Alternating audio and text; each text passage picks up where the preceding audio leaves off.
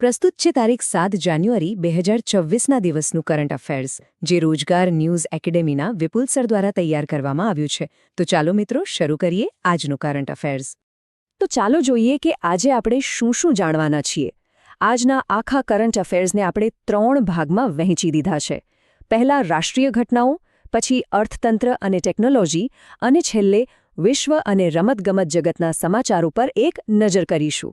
તો ચાલો સૌથી પહેલા શરૂઆત કરીએ આપણા દેશની કેટલીક મહત્વની ઘટનાઓથી. ચાલો, પહેલો સવાલ. રાષ્ટ્રીય સુરક્ષાના ક્ષેત્રમાં તાજેતરમાં INS અરિઘાટ સબમરીન પરથી કઈ બેલિસ્ટિક મિસાઇલનું સફળતાપૂર્વક પરીક્ષણ કરવામાં આવ્યું? સાચો જવાબ છે K4. આ એક મોટી સિદ્ધિ છે, કારણ કે આ પરમાણુ ક્ષમતા ધરાવતી મિસાઇલ છે અને આનાથી આપણી દરિયાઈ સુરક્ષા અનેક ગણી વધી જાય છે. હવે વાત કરીએ એક ખૂબ જ જાણીતી સરકારી યોજનાની, પ્રધાનમંત્રી ગ્રામ સડક યોજના, એટલે કે PMGSY. કયા વર્ષમાં શરૂ કરવામાં આવી હતી? યાદ કરો, આ યોજના 2025માં પોતાના 25 વર્ષ પૂરા કરી રહી છે. તો સાચો જવાબ છે વર્ષ 2000. આ યોજનાએ ભારતના ગામડાઓને પાક્કા રસ્તાઓથી જોડવામાં ખરેખર ક્રાંતિ કરી છે. પર્યાવરણની સુરક્ષા પણ એટલી જ જરૂરી છે. તો સવાલ એ છે કે ભારતીય કોસ્ટગાર્ડે મુંબઈ નજીક જે પ્રદૂષણ રોકવા માટેની કવાયત કરી, એનું નામ શું હતું? એનું નામ હતું RPEX 2025. આનું આખું નામ છે regional level pollution response exercise. મતલબ કે દરિયામાં કોઈ પ્રદૂષણની ઘટના બને તો આપણે કેટલા તૈયાર છીએ એ ચકાસવા માટે આ કવાયત હતી. હવે એક રસપ્રદ સવાલ. બ્યુરો ઓફ ઇન્ડિયન સ્ટેન્ડર્ડ્સ એટલે કે BIS એ અગરબત્તી માટે એક નવો ભારતીય માનક બહાર પાડ્યું છે. એનો નંબર શું છે? એ છે IS 19412/2025.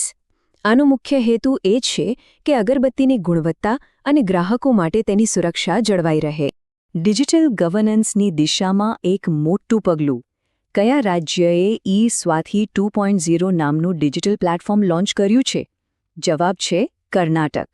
આનાથી ગ્રામીણ વિસ્તારોમાં જે મિલકતના દસ્તાવેજોનું કામકાજ છે ને, એ બધું એકદમ સહેલું, પારદર્શક અને ઝડપી બની જશે. કુદરતી સંસાધનોની વાત કરીએ તો એક નવા રિપોર્ટ મુજબ રેર અર્થ એટલે કે દુર્લભ ખનિજોના ભંડારમાં ભારત વિશ્વમાં કેટલામાં સ્થાને છે? તમને જાણીને ગર્વ થશે કે ભારત હવે 3જા સ્થાને પહોંચી ગયો છે.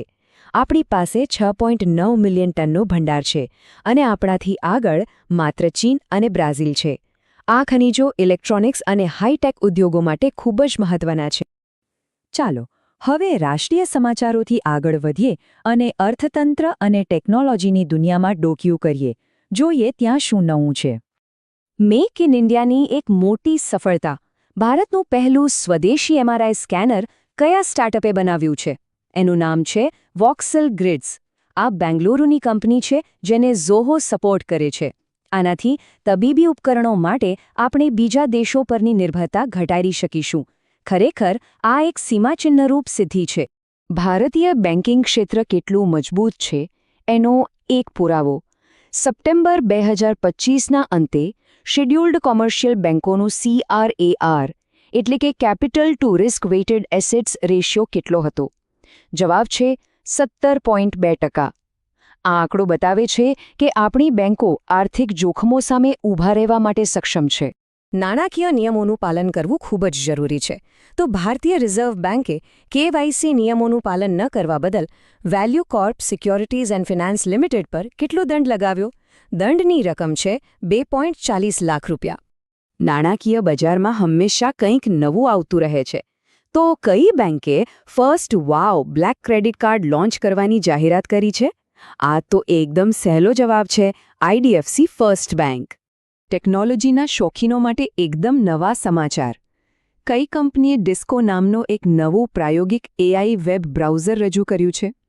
આ બીજું કોઈ નહીં પણ ગૂગલ છે. આ અત્યારે ગૂગલ લેબ્સનો એક પ્રોજેક્ટ છે, પણ કદાચ ભવિષ્યમાં આપણા બ્રાઉઝિંગનો અનુભવ આનાથી બદલાઈ શકે છે.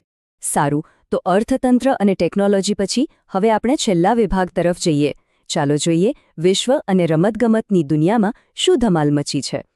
કેરળની કઈ સંસ્થાને global cooperative cultural heritage site તરીકે વૈશ્વિક માન્યતા મળી છે? એ સંસ્થાનું નામ છે ઉર્લુંગલ લેબર કોન્ટ્રાક્ટ કોઓપરેટિવ સોસાયટી એટલે કે ULCSS. તેમના સામાજિક યોગદાનની આ એક મોટી કદર છે. એક દુઃખદ આંતરરાષ્ટ્રીય સમાચાર. બાંગ્લાદેશના પ્રથમ મહિલા વડાપ્રધાન જેમનું તાજેતરમાં અવસાન થયું, એમનું નામ શું હતું? એમનું નામ હતું ખાલિદા ઝિયા. તેઓ બાંગ્લાદેશના રાજકારણમાં એક ખૂબ જ પ્રભાવશાળી વ્યક્તિત્વ હતા. હવે ચેસની દુનિયામાંથી ભારત માટે ગર્વ લેવા જેવા સમાચાર. 2025 ફાઇડે વર્લ્ડ રેપિડ ચેમ્પિયનશિપમાં કયા ભારતીય ગ્રાન્ડમાસ્ટરે બ્રોન્ઝ મેડલ જીતીને દેશનું નામ રોશન કર્યું? એ છે આપણા યુવા ખેલાડી અર્જુન એરગેસી. ક્રિકેટ જગતમાં તો એક અવિશ્વસનીય રેકોર્ડ બન્યો છે. પુરુષોની T20 આંતરરાષ્ટ્રીય મેચમાં 8 વિકેટ લેનાર પ્રથમ બોલર કોણ બન્યું છે? એમનું નામ છે સોનમ યેશે. એમણે માત્ર 7 રન આપીને 8 વિકેટ ઝડપીને આ વિશ્વ વિક્રમ સ્થાપ્યો છે. અને રમતગમતની દુનિયાના છેલ્લા સમાચાર. ભારતની કઈ પ્રખ્યાત ડેરી બ્રાન્ડે આર્જેન્ટિના ફૂટબોલ એસોસિએશન સાથેની તેની ભાગીદારીને આગળ વધારી છે? આ તો બધાનો પ્રિય જવાબ હશે, અમૂલ. તો આ હતા આજના કેટલાક મુખ્ય સમાચારો. આપણે ટેકનોલોજીની હરણફાળ જોઈ, રમતગમતના નવા રેકોર્ડ્સ જોયા અને દેશ દુનિયામાં શું બની રહ્યું છે એ પણ જાણ્યું. પણ હવે વિચારવા જેવો સવાલ એ છે કે આ બધી ખબરોમાંથી કઈ ખબર એવી છે જે આવતીકાલનો ઇતિહાસ બની જશે? વિચારવા જેવી વાત છે, ખરું ને? આજના આ વિશ્લેષણમાં જોડાવા બદલ આપનો ખૂબ ખૂબ આભાર.